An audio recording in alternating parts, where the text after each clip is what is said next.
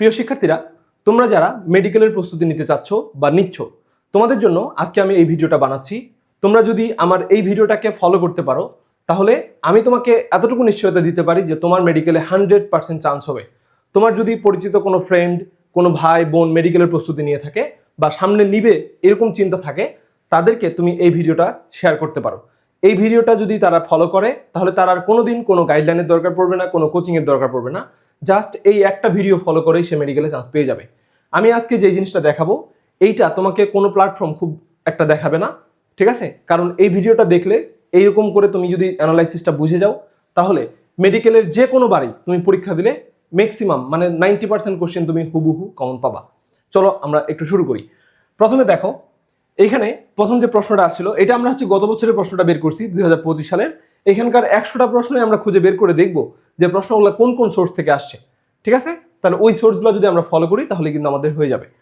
আচ্ছা, প্রথম যে প্রশ্নটা দেখছে দেখো, যে ভাইরাসজনিত হেপাটাইটিস যে অঙ্গকে আক্রান্ত করে তার নাম কি? এই প্রশ্নটা দেখো, এইটা তোমাদের আবুল হাসান স্যারের বইয়ের অনুজীব অধ্যায়ের একটা ছক। এই ছকটা থেকে তুমি দেখো, এর আগে মেডিকেলে 22 সালে প্রশ্ন আসছে, মেডিকেলে 13 সালে প্রশ্ন আসছে, 22 সালে প্রশ্ন আসছে। এই জায়গা থেকে হেপাটাইটিস বি ভাইরাস, এইটা লিভার বা জন্ডিসের এই যে লিভারে আক্রান্ত করে, এটা মেডিকেলের 2025 সালের প্রশ্ন। এখন কথা হচ্ছে, এইটা ছাড়াও তোমাদের যে রোগগুলো আছে, ওখানে হেপাটাইটিস বি ভাইরাস নিয়ে যে বিস্তারিত আলোচনাটা আছে, ওইখান থেকে গত 5 বছরের মধ্যে আরো 2বার প্রশ্ন আসছে, ঠিক আছে?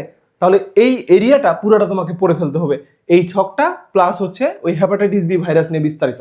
এটা এমনিতেও খুবই কমন কোশ্চেন, এটা সবাই পারার কথা। মেডিকেলে এই জায়গা থেকে এর আগেও আরো 2বার প্রশ্ন আসছে। আচ্ছা, গেল। তারপরে প্রশ্নটা দেখো, যে গ্লাইকোলাইসিস ও ক্রেবস চক্রকে সংযোগ করে কোনটি?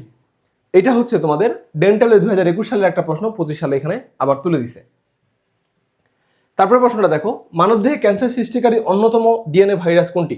এই প্রশ্নটা হুবহু আলিম স্যারের বইয়ের অনুসরণী থেকে তুলে দিছে, ঠিক আছে? এখন বলবা যে ভাই আলিম স্যারের অনুশীলনী থেকে এইবারই দেয় না, তুমি বিগত 5 বছরের কোশ্চেন যদি দেখো, সেগুলো আমি এখানে অ্যানালাইসিস করে সামনে দেখাবো। তো বিগত 5 বছরের প্রশ্ন তোমরা দেখবা কোনোবারে এমন হয়েছে যে 30টা প্রশ্নের মধ্যে 16টা প্রশ্ন হুবহু আলিম স্যারের বইয়ের অনুশীলনী থেকে দিয়ে দিছে। তো এরকম এটা আলিম স্যারের বই থেকে হুবহু দিছে। তবে এখানে একটা কথা আছে, তোমরা যদি উত্তরমালায় দেখো, উত্তরমালায় অ্যান্সার দেওয়া আছে অনকো ভাইরাস, কিন্তু বইয়ের ভিতরে দেওয়া আছে সাইমিয়ন ভাইরাস। এখানে অপশনটা কিভাবে আছে দেখো তো, সাইমিয়ন ভাইরাস, এখানে কিন্তু অনকো ভাইরাস নাই। মানে কেউ যদি শুধু অনুশীলনী পড়লে তাহলে হবে না, তাকে অবশ্যই কি করতে হবে, মূল বইয়ের ভিতরেও পড়তে হবে, ঠিক আছে? তাহলে এই প্রশ্নটা কোথা থেকে আসছে? আলিম স্যারের বই থেকে। তারপর প্রশ্নটা দেখো, বিশ্বের ক্ষুদ্রতম আবৃতভোজী উদ্ভিদের নাম কি? এই প্রশ্নটা কোথা থেকে আসছে? এটা মেডিকেলে 18 সালে আসছিল, আবার 25 সালে তুলে দিছে। তারপর প্রশ্নটা দেখো, হরমোন প্রয়োগ করে বীজহীন ফল উৎপাদন করার প্রক্রিয়ার নাম কি? এই প্রশ্নটা মাদ্রাসা বোর্ডে 2019 সালে আসছিল, ওই প্রশ্ন আবার এখানে তুলে দিছে। তারপর প্রশ্নটা দেখো, এটা তোমার এই কোন অঞ্চলে অবস্থিত? এই প্রশ্নটা বোর্ডে 10 বারের উপর আসছে। তারপরে ঢাকা ইউনিভার্সিটিতে 2014 সালে আসছে, আবার এটা আলিম স্যারের বইয়ের অনুশীলনীতেও আছে। প্রশ্নটা আলিম স্যারের অনুশীলনী থেকে হুবহু তুলে দিছে, বাট এই প্রশ্ন বোর্ডেও আসছে 10 বারের মতো। ঢাকা ইউনিভার্সিটির প্রশ্নটাই এখানে আলিম স্যারের বইয়ে তুলে দেওয়া আছে আর কি। তারপরে প্রশ্নটা দেখো, শাপলা যে শ্রেণীর জলজ উদ্ভিদ, এইটা একদম মূল বই থেকে ভিতর থেকে হয়েছে, কিন্তু এই যে মূলাবদ্ধ পত্র ভাসমান জলজ উদ্ভিদ, এই প্রশ্নটা তুমি যদি দিনাজপুর বোর্ড 2019 সালের একটা বহুপদী প্রশ্ন সমাধান করো, তুমি দেখবা ওইখানে এক্স্যাক্টলি এই ছবিটাই দেওয়া আছে, দিয়ে বলছে এই উদ্ভিদটার বৈশিষ্ট্য কি। তো এই উদ্ভিদটার বৈশিষ্ট্যটা তুমি যখন পড়বা, তোমার এটা সব কিছু জানা হয়ে যাবে, ঠিক আছে? এখান থেকে আমি বলতে চাচ্ছি যে বোর্ডের কোশ্চেনগুলো যদি তুমি পড়ো, তাহলে তুমি এই কোশ্চেনটাও কমন পেয়ে যাবে আর কি, ঠিক আছে? একদম হুবহু এই ছবিটাই দেওয়া আছে। আচ্ছা, তারপরে প্রশ্নটাতে আমরা যদি যাই, উদ্ভিদের অতি প্রয়োজনীয় মাইক্রোপুষ্টি উপাদান, এটা রিপিটেড কোশ্চেন, 17 সালের কোশ্চেন, 25 সালে আবার তুলে দিছে। তারপরে প্রশ্নটা দেখো, গ্লাইকোলাইসিস প্রক্রিয়া নিয়ন্ত্রণকারী এনজাইমের নাম কি? এই প্রশ্নটা একটু ডিপ থেকে আসছে। ডিপ থেকে আসছে মানে অনেকেই এই হুবহু লাইনটা বইয়ে দেওয়া নাই, তো কেউ যদি ওই এরিয়াটা একটু ভালো মতো পড়ে, তাহলে তার চোখে পড়ার কথা, ঠিক আছে? যেমন এখানে দেখো, এই যে এখানে দেওয়া আছে যে অ্যালোস্টেরিক এনজাইম ফুসফোফ্রুক্টোকাইনোজ, যা ফ্রুক্টোজ 6 ফসফেট থেকে ফ্রুক্টোজ 1,6,20 ফসফেট তৈরিতে সহায়তা করে, তার গতিময়তার উপর গ্লাইকোলাইসিস প্রক্রিয়া বহুলাংশে নির্ভরশীল। তার মানে এই যে ফসফোফ্রুক্টোকাইনেজ আছে, এটাই কি করে, গ্লাইকোলাইসিসকে নিয়ন্ত্রণ করে। এই এরিয়াটা অনেকেই মিস করে যাবে, এই জায়গাটা থেকে প্রশ্নটা হয়েছে, এটা কোনো জায়গা থেকে রিপিট না, এর আগে এই প্রশ্নটা কোথাও আসেনি। খুবই সুন্দর একটা কোশ্চেন ছিল এটা। আচ্ছা, তার মানে এই প্রশ্নটা পারার জন্য তোমাকে অবশ্যই মূল বই ভালোভাবে লাইন বাই লাইন রিডিং দিতে হবে। ওকে, আচ্ছা তারপরে দেখো, উদ্ভিদের নিষিক্ত হওয়া ব্যতীত ডিম্বাণু থেকে ভ্রূণ সৃষ্টির প্রক্রিয়ার নাম কি? এইটা হচ্ছে আলিম স্যারের অনুশীলনী থেকে হুবহু তুলে দিছে। তারপরে প্রশ্নটা দেখো, একবীজপত্রী উদ্ভিদের মূলের গঠনে অনুপস্থিত থাকে কোনটি? হাইপোডার্মিস। এটা হচ্ছে মেডিকেলে 25 সালে আসছে, তবে এটা এর আগে 15 সালে আসছিল। 15 সালের কোশ্চেন এখানে হুবহু রিপিট করছে। আর বই থেকে যদি দেখো, বইয়ের এই যে ছকটা আছে এইখানে এই লাইনটা হুবহু আছে যে হাইপোডার্মিস অনুপস্থিত। ঠিক আছে, এই প্রশ্নটা ছক থেকে হয়েছে, মূল বইয়ে হুবহু ওইভাবে লাইনটা নাই, একই আছে, মূল বইটা পড়লেও হয়তো, বাট ছকটাতে একদম হুবহু আছে আর কি। পাতার গ্রাউন্ড টিস্যুর নাম কি? এই প্রশ্নটা কোথা থেকে আসছে দেখো, এইটা ঢাকা বোর্ডে 2016 সালে আসছিল, আবার মেডিকেলে 25 সালে আসছে, এর আগে মেডিকেলে এটা 21 সালেও আসছিল, হুবহু রিপিট প্রশ্ন।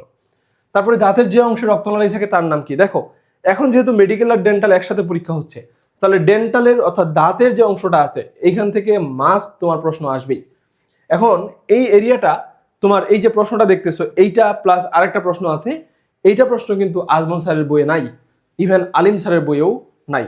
এই এরিয়াটা খুব সুন্দর করে দেওয়া আছে মাজেদা বেগমের বইয়ে। তাহলে যে রাইটার প্রশ্নটা করছে উনি কি করছে, মাজেদা বেগমের বই বের করছে, বের করে এই পেজের মধ্যে সবচেয়ে ইম্পর্টেন্ট লাইন যেটা, ওই লাইনটা এখানে তুলে দিছে। তুমি এখানে পড়ো, এখানে বলছে যে এটি মানব দেহের সবচেয়ে কঠিন অংশ। তুমি এখন আমাকে বলো, মানব দেহের মধ্যে সবচেয়ে কঠিন, সবচেয়ে বড়, সবচেয়ে ছোট, এই জায়গাগুলো তো অবশ্যই ইম্পর্টেন্ট। একটা পাতা যদি কেউ পড়ে, আর কিছু পড়ুক আর না পড়ুক, তাহলে সে কিন্তু এই লাইনটা পড়বেই। দেখো ওই লাইনটাই মেডিকেলে 25 সালে তুলে দিছে। তারপরে দেখো এখানে এনামেল, ডেন্টিন, আবরণী, এগুলো সবই হচ্ছে কি কঠিন অংশ। শুধু এখানে নরম অংশ একটাই আছে, পাল্প গহ্বর, এইখানেই তো আমাদের রক্তনালীগুলো থাকবে। এই প্রশ্নটা এখানে আসছে, অর্থাৎ এটা যদি কেউ এক্সট্রা রাইটার না পড়ে তাহলে সে এটা কখনোই পারবে না। ঠিক আছে, তাকে অবশ্যই এক্সট্রা রাইটারের বই পড়তে হবে। এরপরে আসো, বৃহদান্ত্রের ব্যাকটেরিয়া দ্বারা প্রস্তুতকৃত ভিটামিন কোনটি? এটা দেখো ডেন্টালে 18 সালে আসছিল, মেডিকেলে 25 সালে তুলে দিছে। যে সাইনাসের প্রদাহের কারণে দুই চোখের মাঝখানে ব্যথা হয়, দেখো এই প্রশ্নটা, এই প্রশ্নটা হুবহু রিপিট না, বাট তোমার সাইনাস থেকে মেডিকেলে 16 সালের প্রশ্ন আসছিল। এখানে তুমি দেখো বলছে যে যে তোমার হচ্ছে কি, এই যে সাইনাস কোনটি, প্যারানাসাল সাইনাস কোনটি? ঠিক আছে, এবার অ্যাথময়েড সাইনাস থেকে প্রশ্নটা আসছে, এই একই এরিয়া। তো তোমার যখন এখান থেকে প্রশ্নটা আসছে, তোমার কাজ হবে এই পুরো এরিয়াটুকু ভালো করে পড়ে ফেলা। এটাকে বলা হচ্ছে এরিয়া মার্কিং করে পড়া বা টপিক সিলেক্ট করে পড়া। প্রশ্নটা যেখান থেকে আসবে ভাই, ওই জায়গাটা থেকেই আবার প্রশ্নটা তারা করে ফেলায়। ঠিক আছে, এই জন্য তোমার ওই এরিয়াটা ভালো করে পড়তে হবে। আচ্ছা, তারপরে দেখো, কাইমোট্রিপসিন প্রধানত যে খাদ্যকে পরিপাক করে, এটা হচ্ছে ডাল। এই প্রশ্নটা একটু পরিবর্তন করছে, মানে একটু ডিপ থেকে করছে, বাট এই ছকটা থেকে এর আগে 21 সালে 17 সালেও প্রশ্ন আসছে। তুমি যদি একটু নিচে যাও দেখবা এই জায়গাটা থেকে অসংখ্যবার প্রশ্ন আসছে। ঠিক আছে, আরো বিভিন্ন জায়গায় প্রশ্ন আসছে, বাট মেডিকেলে আরো 2বার প্রশ্ন আসছে, যেটা আমি তোমাকে বললাম। তো এইখান থেকে দেখো যে পেপসিন, ট্রিপসিন, কাইমোট্রিপসিন, এগুলো অ্যামিনো অ্যাসিড বানায়, এটা এনজাইমকে ভাঙে। এখানে দেখো এনজাইমের যে উদাহরণগুলো আছে, মাছ, মাংস, ডিম, ডাল, এখান থেকে আসছে। তো এই ছকটা থেকে যেহেতু এর আগে প্রশ্ন আসছে, এটা তোমাকে ভালো করে পড়ে ফেলতে হবে, এটা খেয়ে ফেলতে হবে। ঠিক আছে, তার মানে তারা ওই সেম এরিয়াটা থেকে প্রশ্ন রিপিট করে। তারপরে দেখো, হাইড্রা নিউরোসাইটের কাজ কি? নিউরোসাইটের কাজ হচ্ছে শিকার ধরা। এই প্রশ্নটা দেখো যে নিউরোসাইট কোর্স নিয়ে প্রশ্ন মেডিকেলে 19 সালেও আসছিল, এখানে 25 সালেও আসছে। ঠিক আছে, তো এই হচ্ছে ব্যাপার। এই যে এখান থেকে নিউরোসাইটের এই এরিয়াটা তোমাকে ভালো মতো পড়ে নিতে হবে। এখান থেকে প্রশ্নটা আসছিল যে অসার করা এবং হচ্ছে শিকার ধরার কাজে ব্যবহৃত হয়, এখান থেকে প্রশ্নটা হুবহু দিয়ে দিছে। আচ্ছা, তারপরে প্রশ্নটা দেখো যে মানব ভ্রূণে হৃৎপিণ্ডের ক্রমবিকাশ শুরু হয় কখন? 4র্থ সপ্তাহে। এই প্রশ্নটাতে কাহিনী আছে। এই প্রশ্নটা তুমি যদি যাও মেডিকেলে 21-22 সেশনে এসেছিল, ভ্রূণ অবস্থায় মাতৃগর্ভে কখন হৃদস্পন্দন শুরু হয়।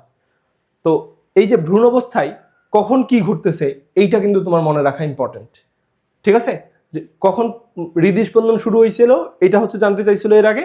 এবার বলছে যে কখন হৃৎপিণ্ডের ক্রমবিকাশ শুরু হয়। তো এই প্রশ্নটা হুবহু আসে নাই, বাট একটু দেখো এখানে 4 সপ্তাহে হৃৎপিণ্ড, রক্তনালী, রক্ত অন্ত্রের উৎপত্তি শুরু হয়, এই জায়গাটা থেকে প্রশ্ন হয়েছে। স্টুডেন্ট কি করে, এখানে তো সিমিলার অনেকগুলো প্রশ্ন আছে, এই ধরনের এরিয়াগুলা স্কিপ করে চলে যায়।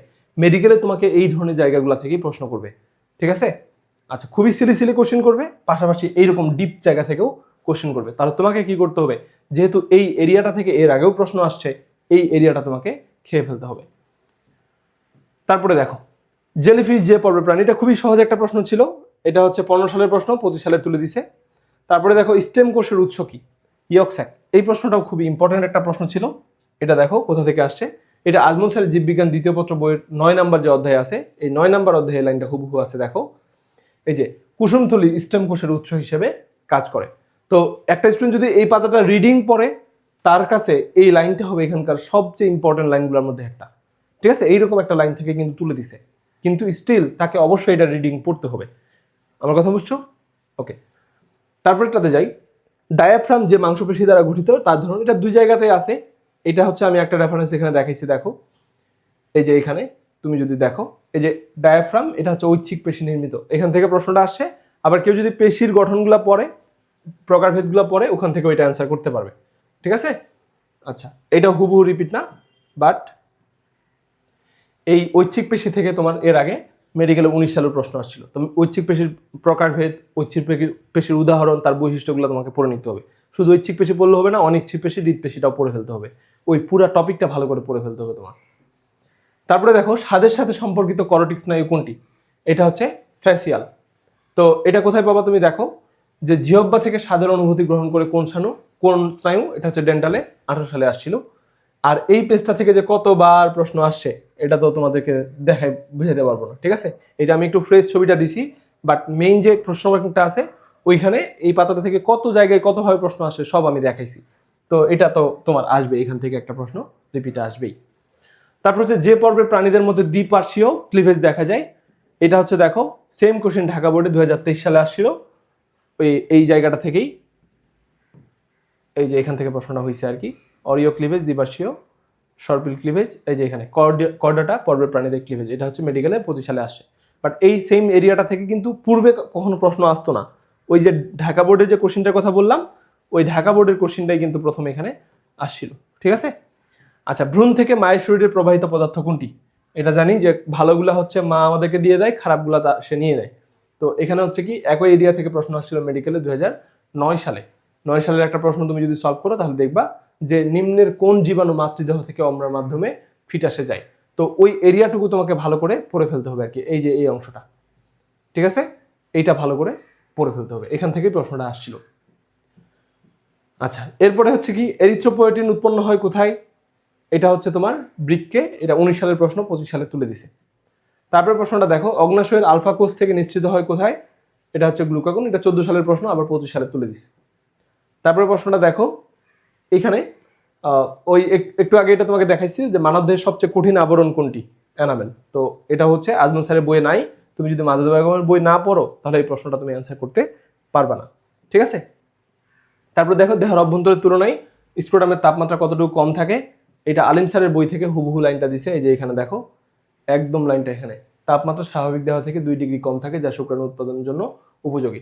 ঠিক আছে, এরপরে কি বলছে যে বায়ুপূর্ণ অস্থি সম্পন্ন প্রাণীসমূহের অন্তর্গত হলো পাখি, এটা তো সবাই পারবে এমনিতেই, এটা হচ্ছে তোমার এভিস থেকে আসছে।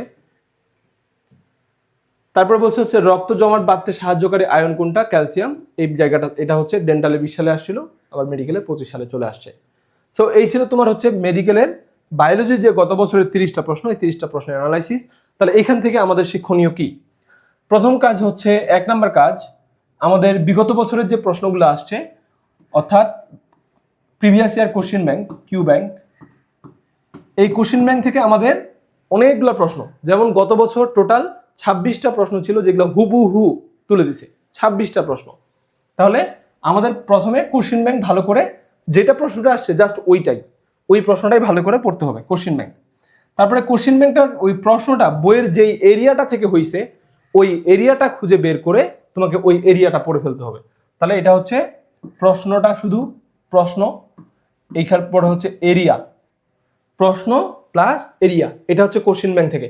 একটা স্টুডেন্ট যদি জাস্ট এই কাজটা করে তাহলে মেডিকেলে সে প্রায় 50টার মতো প্রশ্ন কমন পাবে, সবগুলো সাবজেক্ট মিলাই 50টার মতো প্রশ্ন কমন পাবে, জাস্ট যদি প্রশ্ন ব্যাংকটা পড়ে আর ওই প্রশ্ন ব্যাংকের প্রশ্নগুলো যে এরিয়া থেকে হয়েছে ওই এরিয়াগুলো ভালো করে পড়ে, তাহলেই সে মেডিকেলে 50টা প্রশ্ন পাবে।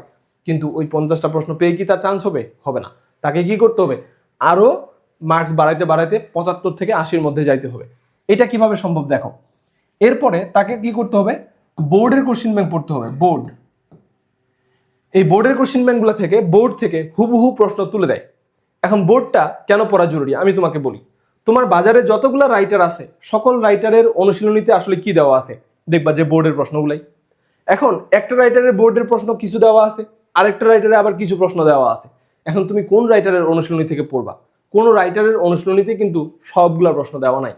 তাহলে তোমার এমন একটা কোশ্চেন ব্যাংক লাগবে যেখানে বোর্ডের 2015 সাল থেকে শুরু করে 2026 সাল পর্যন্ত এই যে এবার যে পরীক্ষাটা হচ্ছে ওই পরীক্ষার প্রশ্নগুলো পর্যন্ত দেওয়া থাকবে। ঠিক আছে, বোর্ডের কোশ্চেন ব্যাংকগুলো ভালো করে পড়তে হবে। এরপরে আবার অনুশীলনীটাও পড়তে হবে, অবশ্যই অনুশীলনী পড়তেই হবে। শিলনী বানান ভুল হলে দেখে নিও। অনুশীলনী কেন? যেমন আলিম স্যারের অনুশীলনী থেকে বিশেষ করে প্রতি বছর প্রশ্ন হুবহু তুলে দেয়, কারণ স্যারের বইয়ের যে প্রশ্নগুলো আছে ওগুলো ইউনিক প্রশ্ন।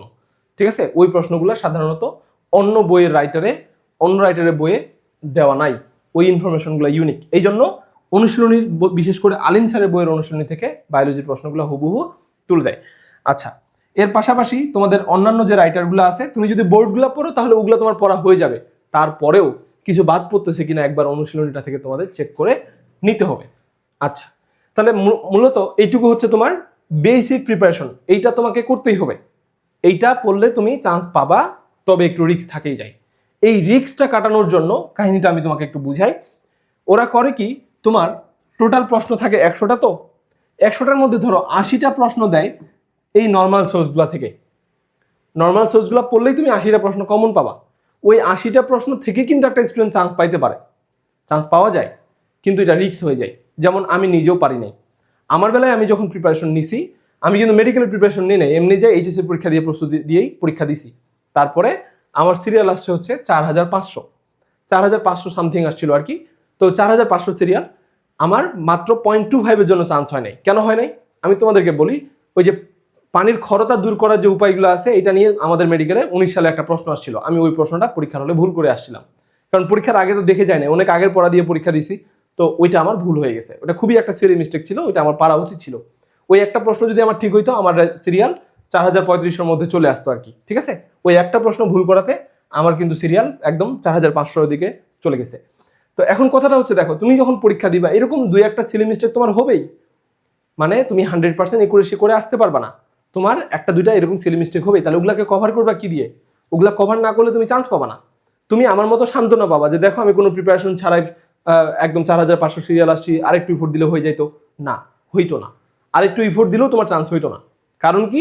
কারণ তুমি এক্সট্রা রাইটারের যে 20 মার্ক প্রশ্ন আসবে, ওই 20 মার্ক তুমি এর জন্য প্রস্তুতি নাও নাই।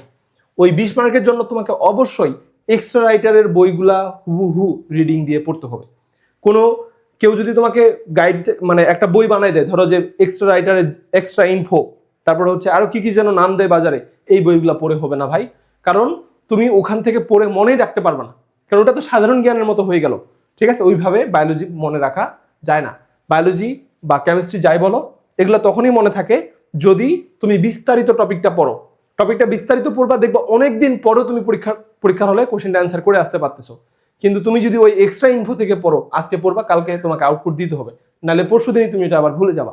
এই জন্য যেমন তোমাদেরকে ওই যে এনামেলের কোশ্চেনটার কথা বললাম, পুরো পাতাটা রিডিং দিবা, দিয়ে ওই পাতাটার মধ্যে যেটা সবচেয়ে ইম্পর্টেন্ট লাইন, জাস্ট ওই লাইনটা মনে রাখলেই তোমার চলবে। এইটুকু শিওর থাকো যে এক্সট্রা রাইটারের যে প্রশ্নগুলো হবে ওগুলা ওইরকম ইম্পর্টেন্ট লাইনগুলো থেকেই হবে। ঠিক আছে, গত বছর যেমন একটা প্রশ্ন আসছে লিঙ্কন স্যারের বই থেকে, যে ঘূর্ণিঝড়ের বেগ কত হলে সেটাকে সুপার সাইক্লোন বলে।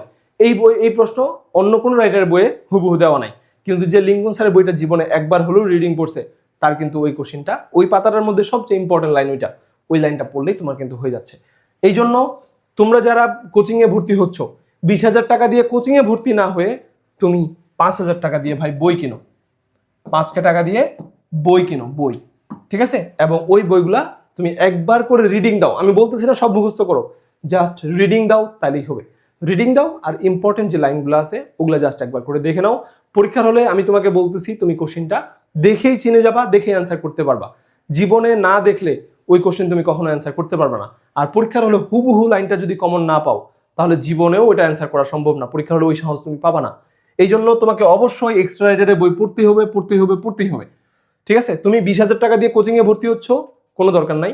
20,000 টাকার কোচিংয়ের পরিবর্তে তুমি 5,000 টাকার বই কিনো, তোমার এটা তোমার জীবনের বেস্ট ইনভেস্টমেন্ট হবে। তুমি এক্সট্রা রাইটারগুলো সাহস করে পড়া শুরু করো। তোমরা অনেকেই সাহসই পাচ্ছ না পড়ার, ঠিক আছে? যদি সাহস করে এটা একবার পড়ে ফেলতে পারো। দেখো আরেকটা আমি তোমাদেরকে একটা বাজে কথা বলি। বাজে কথাটা হচ্ছে এরকম, তুমি যদি এখন একটা রাইটারের 2টা 3টা করে বই পড়তে না পারো, তুমি মেডিকেলে পড়বা কেমনে? মেডিকেলে তোমার তো অনেকগুলা বই পড়তে হবে, অনেক ইনফরমেশন মুখস্থ রাখতে হবে, তখন তুমি কেমনে পারবা?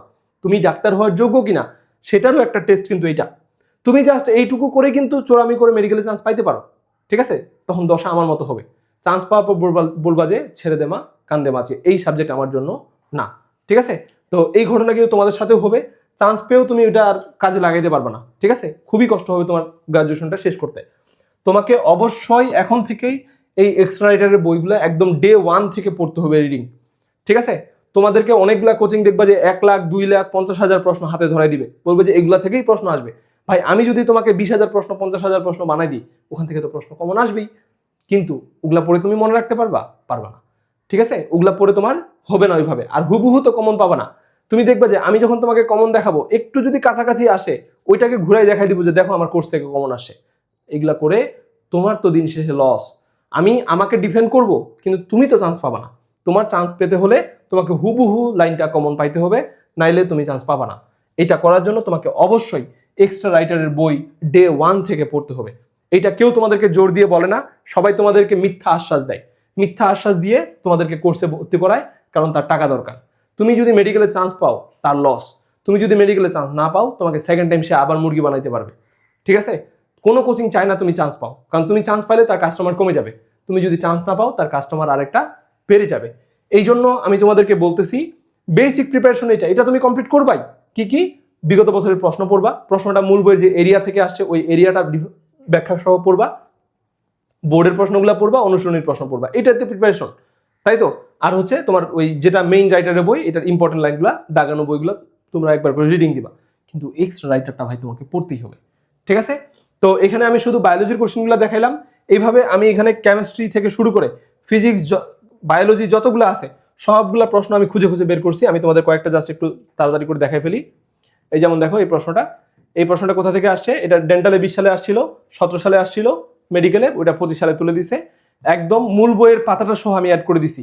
এইভাবে তোমাদের মেডিকেলের যতগুলা কোশ্চিন আছে সকল কোশ্চিনের 2500 কোশ্চিনের এখানে কি দেওয়া আছে, আমার প্রতিটা প্রশ্ন মূল বইয়ের কোথা থেকে আসছে সবগুলো আমার এখানে অ্যাড করা আছে। এই এক্সপ্লেনেশনে ক্লিক করলে তোমাদের আর প্রশ্নটা খুঁজে বেড়াইতে হবে না যে প্রশ্নটা কোথা থেকে হয়েছে, ঠিক আছে? যেমন এই যে এখানে দেখো এই প্রশ্নটা এর আগে কত সালে আসছিল ওই এরিয়াটা থেকে প্রশ্ন, প্লাস হচ্ছে একদম যে লাইনটা থেকে হয়েছে ওই লাইনটাকে আমি এখানে দাগাই দিছি, ঠিক আছে? এইভাবে তুমি যদি এরিয়াগুলো সহ পড়ো তাহলে তোমার কিন্তু হয়ে যাবে, বাট রিস্ক তোমরা নিবা না, অবশ্যই এক্সট্রা এরিয়াগুলো পড়বা। আর যেই সোর্সগুলোর কথা বললাম এগুলো যদি তুমি খুব সুন্দর করে কোথাও গুছিয়ে পেতে চাও তাহলে তোমাদের জন্য আমাদের একটা সলিউশন আছে। তোমরা যে কোনো একটা ব্রাউজার থেকে এই যে ইয়াতে সার্চ দিবা, পরিসীমা.com লিখে /কোর্সেসে আসলে এখানে কোর্স সমূহতে যাবা। এখানে দেখবা আমার একটা মেডিকেলের কোর্স আছে, মাত্র 1500 টাকা দামের একটা কোর্স। আমি তোমাকে গ্যারেন্টি দিচ্ছি এই 1500 টাকার কোর্সে তুমি যা পাবা বাংলাদেশের 20,000 টাকা দামের একটা কোর্সে তুমি তা পাবা না, ঠিক আছে? এতটুকু গ্যারেন্টি আমি তোমাকে দিচ্ছি। তুমি যেই কোচিংয়ে ভর্তি হও আমার কোনো আপত্তি নাই, তুমি ভর্তি হওয়ার আগে আমার এই কোর্সটা খালি একবার চেক করবা যে এখানকার এই যে কারিকুলাম সেকশনটা যে আছে এইটা চেক করবা আমি এখানে কি কি দিচ্ছি। আমি একটু তোমাদেরকে বলে দিই, আমার এখানে তুমি রেগুলার গাইডলাইন পাবা, ঠিক আছে? যে কি পড়বা কিভাবে পড়বা এগুলো নিয়ে আমি রেগুলার এখানে গাইডলাইন দিব, ঠিক আছে? তারপরে কোশ্চেন ব্যাংক অ্যানালাইসিস, বিগত 3 বছরের প্রশ্ন আমি তোমাকে একটা প্রশ্ন একটা একটা করে ধরে 100টা প্রশ্নের অ্যানালাইসিস দেখাবো যে প্রশ্নটা কোথা থেকে আসছে কিভাবে আসছে। তুমি যদি এই অ্যানালাইসিসটা বুঝে যাও তাহলে তোমার আর কোনো গাইডলাইন দরকার পড়বে না, তুমি জাস্ট ওই অনুযায়ী পড়াশোনাটা করবা, তোমার মেডিকেলে 100% চান্স হবে। এরপরে দেখো রোডম্যাপ প্লাস রুটিন, আমি তোমাদের একটা গুছানো রুটিন বানাই দিব, তোমরা ওইটাকে ফলো করে আমার এখানে পরীক্ষাগুলো দিতে পারবা, প্লাস হচ্ছে ওইভাবে তোমরা ক্লাসগুলো শেষ করে খুব দ্রুত সিলেবাসটা শেষ করতে পারবা আর কি, এখানে একটা রুটিন পাওয়া যাবা। তারপর প্রশ্ন ব্যাংক সমাধান, এইখানে এই যে প্রশ্নটা কোন প্রশ্নটা কতটুকু পড়তে হবে ওইটার এখানে আমি সমাধান করে দিব। মেডিকেলের পুরো কোশ্চেন ব্যাংকটা তোমরা এখানে সলভ পেয়ে যাবা। এইভাবে ধরে ধরে প্রতিটা প্রশ্ন তোমাকে কেউ সলভ করে দিবে না, বাট আমি এটা তোমাদের দিব, কারণ তোমরা নিজেরা সিলেক্ট করতে পারো না যে একটা প্রশ্ন কিভাবে পড়তে হয়, ঠিক আছে? এরপরে দেখো তোমার মেডিকেল এবং ডেন্টালের বিগত 25 বছরের মানে হচ্ছে 2010 থেকে 2025 পর্যন্ত যে প্রশ্নগুলো আসছে 25 সেট প্রশ্ন, এগুলা সাল ভিত্তিক এখানে দেওয়া আছে। প্রতিটা প্রশ্নের একদম মূল বই থেকে প্রশ্নটা কোথা থেকে হয়েছে ওইটার ছবি সহ অ্যাড করা আছে, ঠিক আছে? আমি তোমাদেরকে এটা দেখাচ্ছি একটু পরে।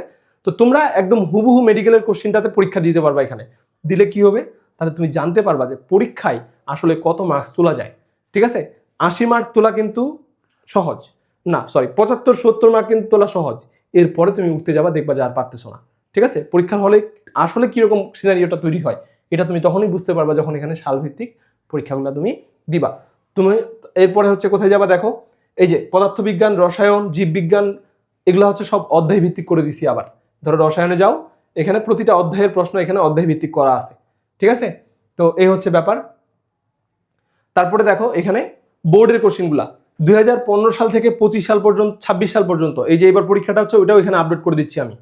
তো সকল প্রশ্ন তুমি এখানে অধ্যায় ভিত্তিক পেয়ে যাবা। ধরো রসায়ন বোর্ড কোশ্চেন, এটা দেখো এই যে 15 থেকে 19, তার 15 থেকে 16, এভাবে একদম অধ্যায় ভিত্তিক সুন্দর করে সাজিয়ে দেওয়া আছে। এই একটা কাজ যদি তুমি এখানে বোর্ড কোশ্চেনটা পড়ো, লাভটা কি হবে আমি তোমাকে বলি।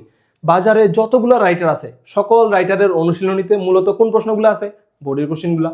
তাহলে আমি যদি একবারে বোর্ডের কোশ্চেনগুলাই পড়ি, প্লাস এখানে তুমি যতবার খুশি ততবার পরীক্ষা দিতে পারবা, বারবার পরীক্ষা দিয়ে নিজেকে যাচাই করতে পারবা। তুমি যদি বোর্ডের কোশ্চেনগুলো পড়ে ফেলো তাহলে বাজারে যতগুলো রাইটার আছে সব রাইটারের অনুশীলনী তোমার পড়া হয়ে যাবে। এরপর সামান্য কিছু বাকি থাকতে পারে, ওগুলো পড়তে তোমার আর কোনো সময় তেমন একটা লাগবে না। ঠিক আছে, না হলে তুমি যদি প্রতিটা রাইটার ধরে ধরে পড়তে যাও তোমার কিন্তু দিন রাত এক হয়ে যাবে। ঠিক আছে, তো এইটা হচ্ছে একটা সেরা জিনিস আমি বানাইছি, যেখানে তুমি একদম সকল মানে কেমিস্ট্রি, বায়োলজি, ফিজিক্স সকল অনুশীলনীর কোশ্চেন এখানে তোমার একবারে সলভ করা হয়ে যাবে। 2015 থেকে 2026 পর্যন্ত আমি একটা প্রশ্নও বাদ দিই নাই। তুমি প্রতিটা প্রশ্নের ব্যাখ্যা ওখানে যাবা, দেখবা যে তোমার সালটা কত সালে আসছে সব কিছু দেওয়া আছে। ঠিক আছে, আচ্ছা তারপরে দেখো এখানে তোমাদের অনুশীলনীর জন্য যেগুলো দরকার, যেমন ধরো যে তোমার এই অনুশীলনীর প্রশ্ন আলিম স্যারের যে প্রশ্নগুলো এখান থেকে যেহেতু মেডিকেলে খুবই রিপিট হয়, এই জন্য আমি এখানে কি বানাই দিছি, অধ্যায়ের যে প্রশ্নগুলো একদম হুবহু একটা এক্সাম আকারে বানাই দিছি। তুমি চাইলে এক্সামও দিতে পারবা, আবার চাইলে এখানে মানে পিডিএফ এর মতো করে পড়তেও পারবা। ঠিক আছে, তারপরে দেখো তপন স্যারের একদম লেটেস্ট যে বইটা আছে ওই বইয়ের অনুশীলনী একদম উত্তরগুলো মার্ক করা আছে। ইসাক স্যারের বইয়ের লেটেস্ট অনুশীলনীর উত্তর মার্ক করা আছে। তারপর যারা ইংরেজির প্রিপারেশন নিবা, ইংরেজির জন্য প্রস্তুতি তিনটা, একটা হচ্ছে মেডিকেলের বিগত বছরের কোশ্চিন, তারপরে হচ্ছে ঢাকা ইউনিভার্সিটির সকল ইউনিটের কোশ্চিন, বিসিএস এর কোশ্চিন। বিসিএস এর দশম বিসিএস থেকে 50 বিসিএস পর্যন্ত একটা প্রশ্ন বাদ দেয় নেই, সব প্রশ্ন। ঢাকা ইউনিভার্সিটির A unit, B unit, C unit, D unit, F unit সব ইউনিটের কোশ্চিন এখানে চ্যাপ্টার ওয়াইজ আমি সাজিয়ে দিছি। এইটা তুমি বাংলাদেশের কোথাও পাবা না, এটা আমি তোমাকে গ্যারান্টি দিয়ে বলতে পারি। ঠিক আছে, তাহলে এইটা আমি এখানে তোমার ইংরেজির জন্য। তারপর সাধারণ জ্ঞান, এখানে বিসিএস এর প্রশ্ন, ঢাকা ইউনিভার্সিটির যতগুলো ইউনিটে সাধারণ জ্ঞানের প্রশ্ন আছে সব প্রশ্ন আমি এখানে অ্যাড করে দিছি। তুমি বাংলাদেশের যেখানে পরীক্ষা দাও এই পরীক্ষার এই প্রশ্নগুলাই হুবহু রিপিট করে, অথবা এটার ব্যাখ্যাটা থেকে হুবহু প্রশ্নটা চলে আসে। ঠিক আছে, আমি সামনে তোমাদের এগুলার অ্যানালাইসিসগুলোও দিব, তোমরা ওগুলো ওখান থেকে দেখতে পারবা। এখানে তোমাদের বিসিএস এর একদম দশম বিসিএস থেকে 50তম বিসিএস পর্যন্ত 40 বছরের সকল প্রশ্ন আমি অধ্যায় ভিত্তিক সাজাই দিছি, এখানে তুমি এটা পেয়ে যাবা। এখানে এখন 41 থেকে 50 দিছি, এইটা তোমরা হচ্ছে শেষ করলে তারপরে ওইটাও তুমি আবার আপডেটটা পেয়ে যাবা। তারপরে দেখো এখানে তোমার সাধারণ জ্ঞান, মেডিকেল ও ডেন্টালের প্রশ্নগুলো এখানে দেওয়া আছে। এরপরে দাগানো বই এর পিডিএফ, অর্থাৎ বাজারে যেগুলো তোমার যে রাইটারগুলো থেকে প্রশ্ন হয় সকল রাইটারের অনুশীলনী এবং বইয়ের দাগানো লাইন তুমি এখানে পেয়ে যাবা। এটা আমি নিজ হাতে করব। ঠিক আছে, আচ্ছা তারপরে হচ্ছে দেখো ফাইনাল মডেল টেস্ট, এখানে তুমি একটা ফ্রি মডেল টেস্টও পেয়ে যাবা, যেটা পরীক্ষা শেষে মডেল টেস্ট দিতে হবে। ঠিক আছে, আর আজিবুস স্যারের অনুশীলনী, তারপর মাজেদা বেগমের বই প্লাস অনুশীলনী এখানে আমি অলরেডি অ্যাড করে ফেলছি। ঠিক আছে, সকল কিছু তুমি এখানে পেয়ে যাবা। আমার এই কোর্স কেনার পর তোমার বাজার থেকে আর একটা পয়সা দিয়ে কোনো কোর্স কোনো কিছু কিনতে হবে না। জাস্ট এই 1500 টাকার একটা কোর্স যদি তুমি কমপ্লিট করতে পারো, মেডিকেলে যদি চান্স না পাও তারপর তুমি আমাকে জানাও। এখন কথাটা দেখো, এই কোর্সটার দাম 1500 টাকা না, এর সাথে তোমাদের আবার ডেইলি এক্সাম দেওয়ার জন্য একটা 500 টাকার এক্সাম ব্যাচ এখানে আমি অ্যাড করে দিছি। তুমি যদি এখানে কোর্সে এখানে যাও, এই কোর্সের সাথে যাও, এখানে গেলে আমার এবারকার সকল কোর্স তুমি এখানে দেখতে পারবা। যারা সেকেন্ড টাইম ইউনিভার্সিটি প্রিপারেশন নিচ্ছ, সেকেন্ড টাইম মেডিকেলের প্রিপারেশন নিচ্ছ, তাদের জন্য এই যে এক্সাম ব্যাচটা, যারা আমার মেইন কোর্সে ভর্তি হবে তারা এটা ফ্রি পাবে। এখানে তারা ডেইলি এক্সাম দিবে, তুমি আজকে যেই পড়াটা পড়বা ওইটার এক্সাম ওখানে হয়ে যাবে। একইভাবে যারা এগ্রিকালচারের ডেডিকেটেড প্রিপারেশন নিতে চাও, মেডিকেলের প্রিপারেশন নিতে চাও, ঢাকা ইউনিভার্সিটি বি ইউনিটের প্রিপারেশন, এ ইউনিটের প্রিপারেশন নিতে চাও, সেকেন্ড টাইম ইউনিভার্সিটি প্রিপারেশন নিতে চাও, ঠিক আছে, এখানে আমার কোর্সগুলো সবগুলো দেখবা। তুমি যেই কোর্সে ভর্তি হও আমার কোর্সটাকে একটা বেঞ্চমার্ক হিসেবে দেখবা। এই কোর্সটাতে যা যা আমি দিছি এগুলো যদি অন্য কোর্স তোমাকে দেয়, তোমার জন্য ওখানে ভর্তি হওয়ার জন্য আমি সাজেস্ট করব। আমার এই কোর্সগুলো আমি নিজ হাতে সব বানাইছি। ঠিক আছে, আমি জানি কোথায় কি আছে সব কিছু। ওকে, সো তোমাদের জন্য আমার এই কোর্সটা রিকমেন্ড থাকলো। আর সামনে আমি আরও অন্যান্য যেমন কেমিস্ট্রি, ফিজিক্স সব কিছুর অ্যানালাইসিস ধাপে ধাপে দিব। তোমরা এই চ্যানেলটাকে সাবস্ক্রাইব করে রাখতে পারো যাতে ফার্দার ভিডিওগুলো তোমরা ফলো করো।